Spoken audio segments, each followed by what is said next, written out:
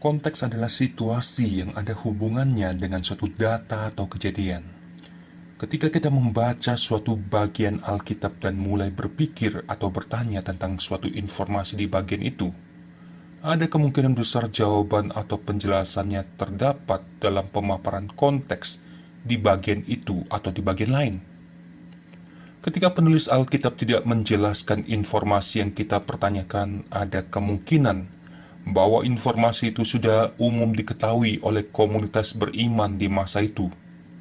Atau informasi itu bukan sesuatu yang menjadi sorotan utama dari penulis. Atau mungkin ada faktor penyebab lain. Konteks-konteks yang tersaji di dalam Alkitab dapat kita sebut dengan konteks intra-biblikal. Konteks itu dapat dikelompokkan secara sederhana menjadi konteks kitab dan konteks antar kitab. Konteks kitab adalah konteks-konteks yang dipaparkan dalam suatu kitab, sedangkan konteks antar kitab merupakan konteks-konteks yang dipaparkan di kitab lain dalam Alkitab. Berikut ini contoh real konteks kitab dari Injil Yohanes 14 ayat 16 tentang siapakah identitas penolong yang lain. Mungkin ada pihak yang mengutip ayat itu dan memaparkan identitas penolong itu adalah seorang manusia atau nabi yang akan datang. Apakah tafsiran itu tepat? Mari kita lihat konteks ayat 16. Aku akan minta kepada Bapa dan Ia akan memberikan kepadamu seorang penolong, Parakletos, yang lain, supaya Ia menyertai kamu selama-lamanya. Ayat ini bukanlah ayat yang terisolasi atau berdiri sendiri. Ada ayat-ayat lain yang berada di dekatnya yang menjadi konteksnya. Konteks itu menjelaskan siapakah identitas penolong yang lain. Perhatikan ayat 17 langsung menunjukkan identitas penolong Parakletos itu, yaitu Roh kebenaran.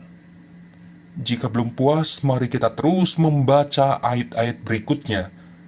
Sampai di ayat yang ke-26 dijelaskan lagi identitas Parakletos, yaitu Roh Kudus.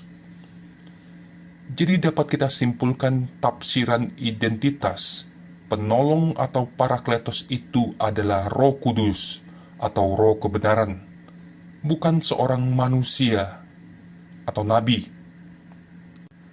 Berikut ini contoh real dari konteks antar kitab. Dari Injil Matius 26 ayat 64 atau Lukas 22 ayat 69 tentang posisi duduk di sebelah kanan. Ada banyak penafsir yang berusaha menjelaskan makna duduk di sebelah kanan. Ada yang menyatakan makna itu sebagai pihak yang dipercayai karena ketaatan dan kesetiaan dan memiliki otoritas kuasa. Saya tidak akan membahas konten itu sekarang, tetapi yang ingin kita soroti bersama adalah posisi itu sebagai apa. Kita bisa dapatkan penjelasan itu dari mana? Jika kita hanya berkutat di kedua Injil itu, mungkin informasi penjelas yang ada ialah Mesias, anak Allah. Tidak salah, alangkah lebih kaya informasi yang bisa didapat jika kita memperluas kitab kajian untuk topik itu. Mari saya ajak setiap kita melihat kutipan kalimat itu dari kitab sumbernya dan dari kitab-kitab lain. Jawaban Tuhan Yesus itu mengutip dari nubuatan di Daniel 7 ayat 13. Anak manusia dibawa ke hadapan Allah yang Maha Kuasa. Allah memberikan kuasa dan kemuliaan sebagai Raja kepada anak manusia itu. Penyataan itu dapat kita baca di ayat 14.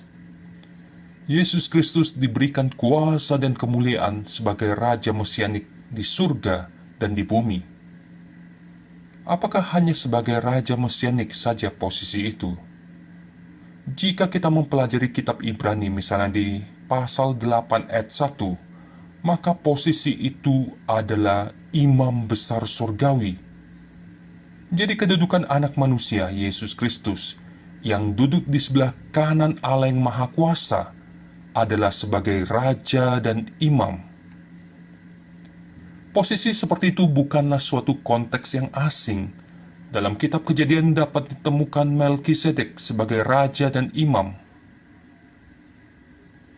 Gambaran raja dan imam dapat terlihat dari sandang yang dikenakan imam besar, yaitu patam atau mahkota dari emas murni.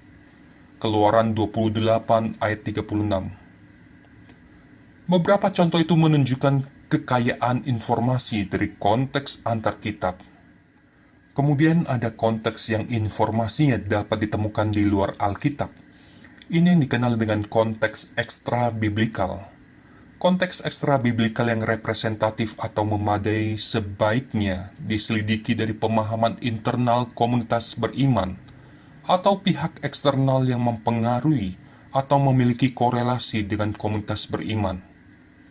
Selain itu, informasi dari masa waktu yang mendekati masa penulisan teks Alkitab merupakan indikator yang penting juga untuk memastikan konteks tersebut representatif atau mendekati representatif. Contoh real dari konteks ekstra-biblikal dapat kita lihat di Yohanes 10 ayat 22-23. Narasi itu menunjukkan Yesus berada di bait suci pada hari raya pentabisan bait Allah. Apakah Anda pernah bertanya, itu hari apa? Merayakan apa? Mungkin bagi sebagian orang Kristen pertanyaan tentang informasi itu tidak penting untuk diketahui. Tetapi bagi orang Yahudi dan konteks historis, informasi itu merupakan suatu hal yang penting.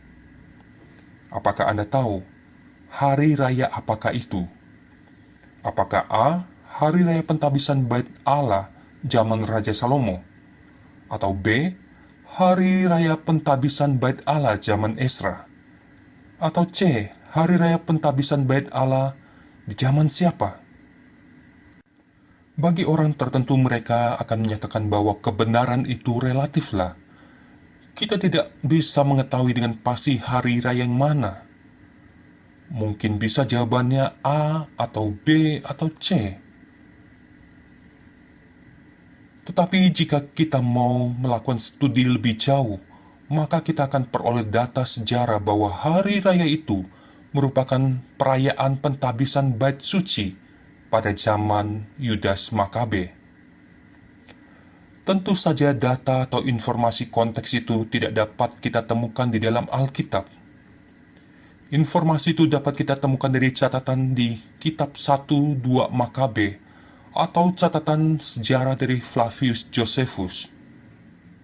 Catatan sejarah menunjukkan perjuangan kepahlawan bangsa Yahudi yang dipimpin oleh Yudas Makabe.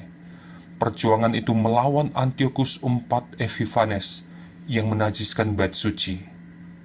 Hari raya pentabisan bait Allah itu dilakukan pada tanggal 25 bulan Kislev selama 8 hari. Salah satu ciri khas perayaan itu adalah penyalaan lampu-lampu penerangan, sehingga sering disebut hari raya terang atau Hanukkah. Di akhir video ini saya akan memberikan 2 contoh yang mengajak setiap kita berpikir sejenak. Contoh yang pertama, yang sederhana, saya kutip dari Kejadian 1 ayat 1. Pada mulanya Allah menciptakan langit dan bumi. Ketika kita membaca kata langit dan bumi dalam teks itu, apa yang kita pahami dalam pikiran kita dari 2 struktur itu? Apakah saat membaca kata langit, pemahaman kita langsung tertuju kepada lapisan-lapisan atmosfer dan ruang angkasa, seperti pemahaman sains masa kini di gambar kiri?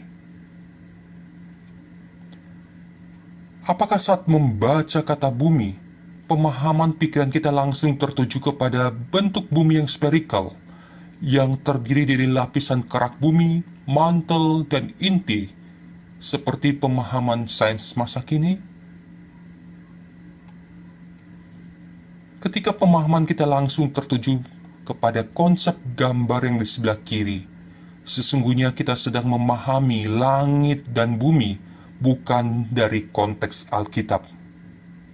Kita sedang memakai konteks yang kurang tepat untuk mendekati dan menafsirkan langit dan bumi dalam teks Alkitab. Contoh kedua yang lebih prinsipil, saya kutip dari Injil Yohanes 1 ayat 1. Pada mulanya adalah firman. Firman itu bersama-sama dengan Allah, dan firman itu adalah Allah. Ketika kita membaca kata firman dalam teks itu, apa yang kita pahami dalam pikiran kita tentang firman itu? Apakah pemahaman pikiran kita langsung tertuju kepada kata atau kalimat atau ucapan yang keluar dari mulut Allah? Atau ada pemahaman lain? Sebelum kita membangun pemahaman kita tentang konsep firman, kita patut untuk bertanya. Yang pertama, apakah sang firman yang berpribadi itu merupakan suatu konsep yang baru diinspirasikan Allah di masa perjanjian baru? Atau di masa sebelumnya sudah dipahami oleh komunitas beriman? Kedua, apakah ada tradisi atau literatur sebelum PB yang memaparkan konsep sang firman yang berpribadi? Yang ketiga, jika ada, informasi atau konteks apa yang dipaparkan oleh pemahaman komunitas beriman tentang sang firman yang berpribadi? Apakah selama ini kita pernah bertanya seperti itu atau mencari tahu konteks yang tepat tentang sang firman yang berpribadi? Mungkin selama ini kita hanya tahu sang firman itu berinkarnasi menjadi Tuhan Yesus.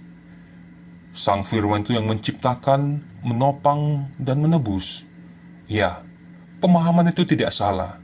Tetapi saya mau mengajak setiap kita untuk mengenal lebih jauh konsep sang firman sebelum berinkarnasi.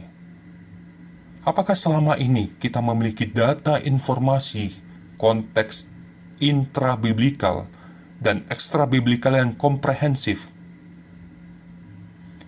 Mari kita semakin belajar mengenal firman Tuhan, Alkitab, dengan data informasi dari konteks intra-biblikal dan ekstra-biblikal yang tepat dan benar.